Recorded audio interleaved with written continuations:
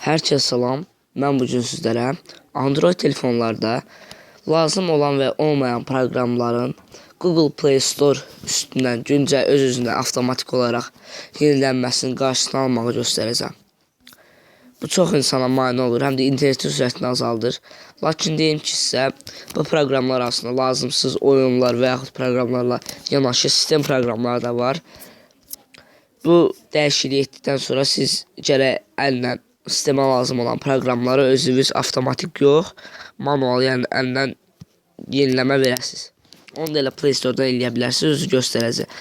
Nəsə, daxil olaraq mən sizə göstərim. Giririk birinci Play Store-a.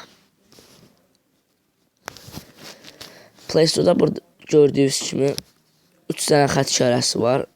Settings işarəsi. Daxil olursunuz bura. Burada altda nastroyka var. Yəni proqramları quraşdırmaq üçün. Adi telefonda da var bu. Daxil olursunuz bura. Burada heç nə lazım deyil. Sadəcə birinci bölüm deyir proqramları avtomatik yenilə. Daxil oluruz bura, görək məndə nədir. Sizdə bu belə olacaq. Baxın, belə olacaq. Proqramları internetə qoşulu olduğu vaxt, yəni öz-özünə yenilə. Yəni mən nasıl olmayacaq, öz-özünə yeniləcək.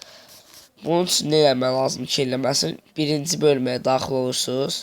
Birinci bölmədə nə deyir? Proqramları avtomatik yeniləmə. Yəni əllə özün lazım olduqca yeniləyəcək. Bunu deyəndən sonra